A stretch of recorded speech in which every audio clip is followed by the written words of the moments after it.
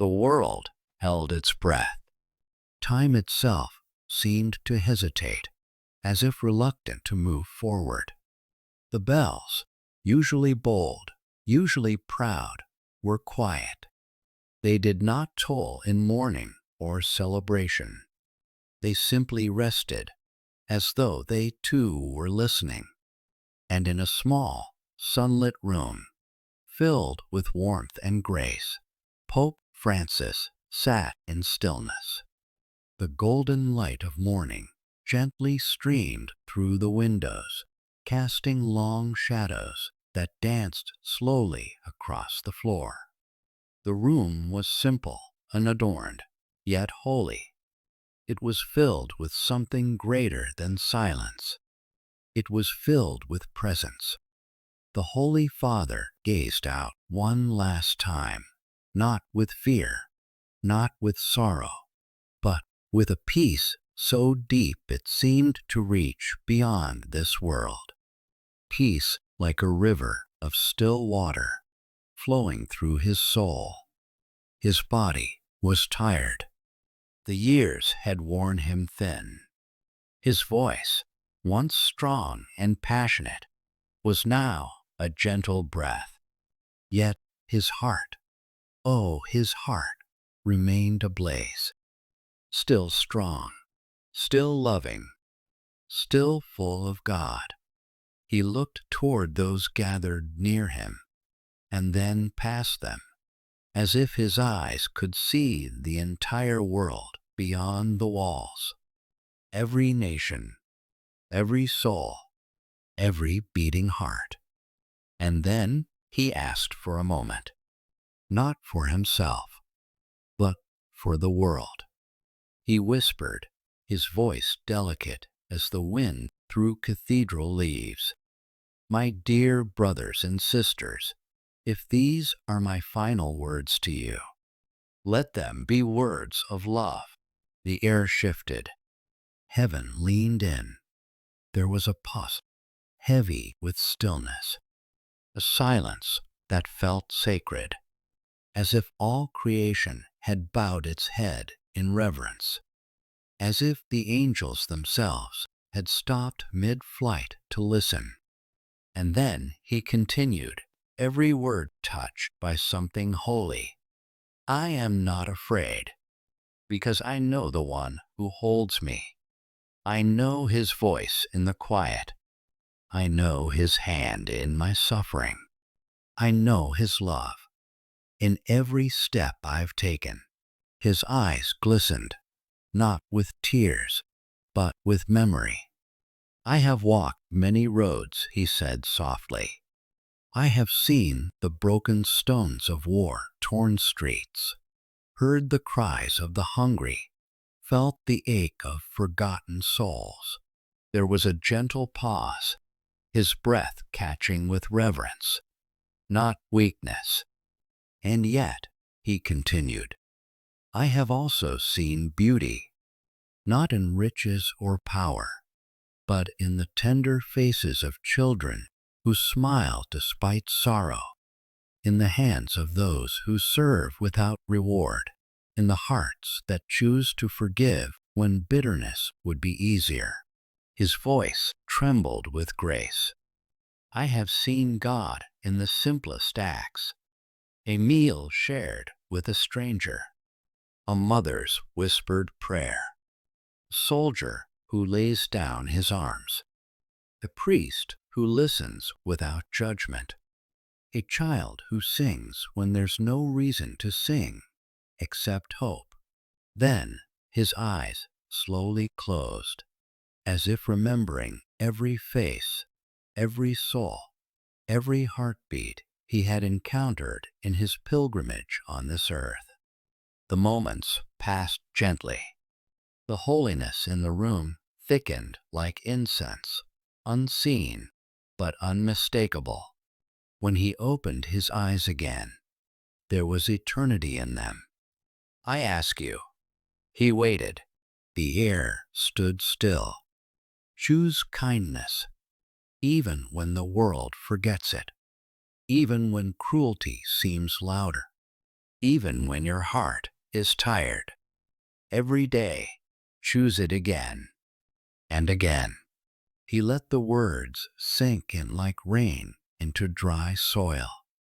Be the hands that lift others. Be the voice that comforts. Be the light in someone's darkness. Even if you are flickering, shine. Even if you are small, shine. The Holy Father took a breath, a deep, long breath, and continued. Forgive, even when it's hard, even when it breaks you open, even when they don't say sorry. Forgive, not because they deserve it, but because your soul deserves peace. Because love without forgiveness is only half of love. His voice grew softer, each word like a feather brushing against the soul. Do not be afraid of death. It is only a door, and behind it is home. The Father waits. The Son walks beside you. The Spirit whispers through every shadow. And the angels, they will carry you. Then, as if feeling the wings of those very angels nearby, he smiled, softly, sweetly. It was not a smile of goodbye, but of recognition, of reunion, of return. Pray for one another, he said. Pray not just with your lips, but with your lives. Let your choices be prayers. Let your mercy be a hymn. Let your love be an offering. He turned his eyes again to the invisible world he seemed to see so clearly. Stay close to the poor, not just with your charity, but with your hearts. Sit beside them. Listen to them. Let their pain break your comfort wide open, for in their faces you will find the face of Christ. The room remained hushed. Even the sun seemed to listen now. Do not build walls, build bridges. Build them with your patience, your compassion, your courage. Let your life be a bridge between heaven and earth. He paused, as if hearing the quiet steps of eternity drawing near. Do not chase power. Choose humility. For in humility, there is strength beyond anything the world can give. In humility, there is Christ. His voice grew faint, no longer from weakness, but from nearness to something greater, like a candle about to be caught up by sunrise. And when you feel lost, when you stand in the dark valleys of life, when your soul trembles and the heavens seem silent, remember this, my beloved ones. God is already there, waiting for you in the silence, holding you when you cannot feel him, speaking not in thunder, but in stillness. The silence after those words was not empty. It was holy. It echoed with invisible music, the kind only the soul can hear. He looked around, eyes misted now, not with fear, but with overwhelming love. Thank you, he said, for walking with me. Thank you for your prayers, your forgiveness, your burdens. Thank you for letting me be a shepherd, even when I stumbled. He placed his hand on his chest, slowly, reverently. I have loved you all, with all my heart. A final breath, not a struggle, not a gasp, a breath that felt like surrender, like peace returning to where it belongs, like a prayer drifting upward. A holy stillness fell upon the room, the kind of stillness that isn't silent, it sings.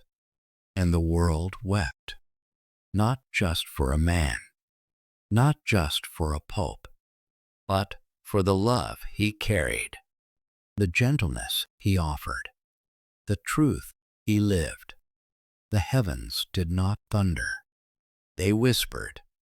Trumpets did not roar, wings fluttered, and somewhere beyond the veil, the angels welcomed him, not because he was perfect, but because he had given all he had in love. Let the message remain.